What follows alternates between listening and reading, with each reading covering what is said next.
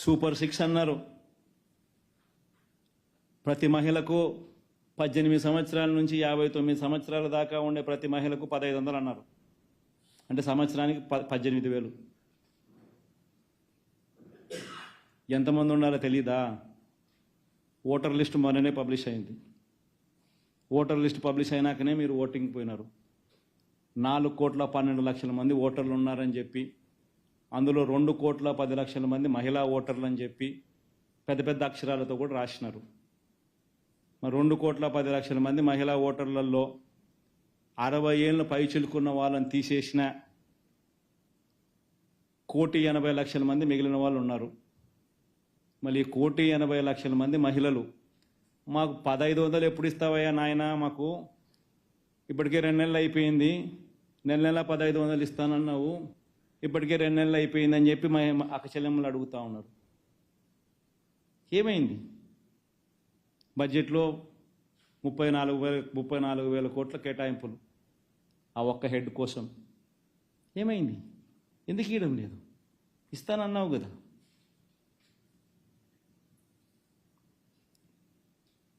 ప్రతి నిరుద్యోగికి 3,000 అన్నావు.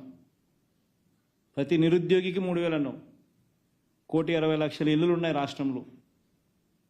ఆ ఇళ్లలో నుంచి ప్రతి నిరుద్యోగి అడుగుతాన్నాడు, నా 3,000 ఎప్పుడు ఇస్తున్నామని. బడ్జెట్ లేదు, కేటాయింపులు లేదు, ఇచ్చేది లేదు. చివరికి మత్స్యకార భరోసా, అది ఎప్పుడు అసలు మత్స్యకార భరోసా అనే పథకం ఏంది? వేట నిషేధ సమయంలో ఆ మత్స్యకారులు ఇబ్బంది పడకుండా, ఆ కుటుంబాలు ఇబ్బంది పడకుండా వాళ్ళకి ఇచ్చే సొమ్ము. జగనే ఉంటే 10,000 రూపాయలు ఆ ఏప్రిల్ 15 నుంచి జూన్ 15 లోపు ప్రతి సంవత్సరం క్రమం తప్పకుండా జగన్ ఇచ్చాడు. నువ్వు 20,000 ఇస్తానన్నావు. జగన్ 10 కాదు, నేను 20 ఇస్తానన్నావు. జూన్ 15 దాటిపోయి నెల అయిపోయింది, నెలన్నర అయిపోయింది, దగ్గర నెల దాటిపోయింది. ఆ డబ్బు వాళ్ళకు ఇవ్వాల.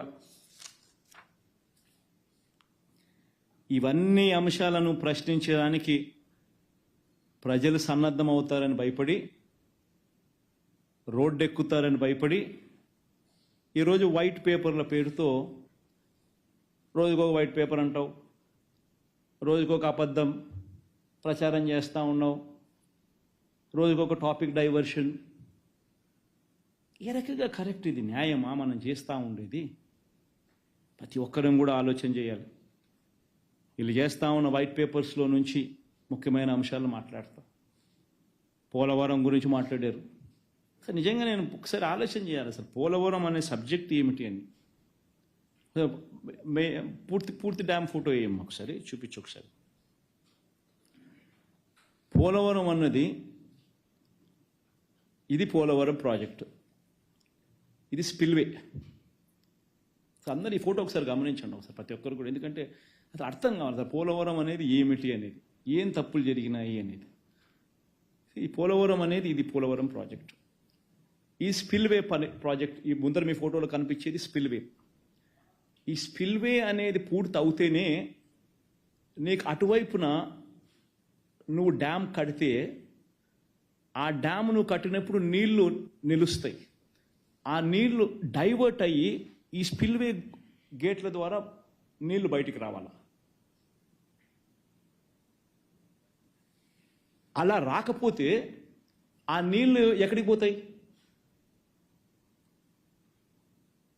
చంద్రబాబు నాయుడు ఏం చేసినాడు? ఈ స్పిల్వే పనులు పూర్తి చేయలే. ఫౌండేషన్ లెవెల్లోనే ఆ స్పిల్వే పనులు ఆపేసినాడు. ఎందుకు? స్పిల్వే ఫోటో చూపించిన ఒకసారి. ఫౌండేషన్ లెవెల్లోనే ఆపేసినాడు. ఇప్పుడు నెక్స్ట్ ఇంకో ఫోటో. అది ఒక వైపున ఆపేసి రెండో వైపున కాఫర్ డ్యామ్ కట్టడం మొదలుపెట్టాడు. కాఫర్ డ్యామ్ అంటే ఏంది?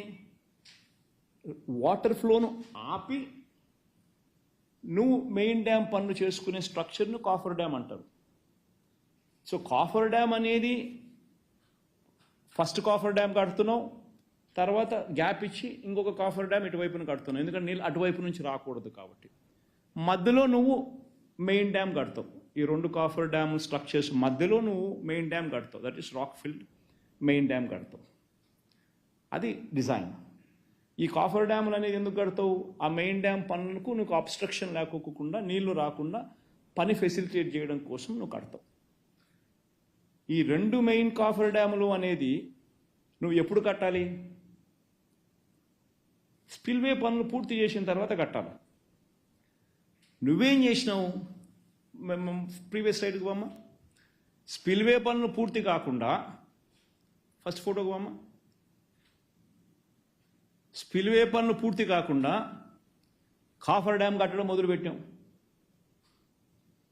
ఒకవేళ ఆ కాఫర్ డ్యామ్ కన్నా నువ్వు కన్నా పూర్తిగా కట్టేసి ఉంటే నీళ్ళు ఎక్కడికి పోతాయి? నీళ్ళు ఎలా పోతాయి బయటికి?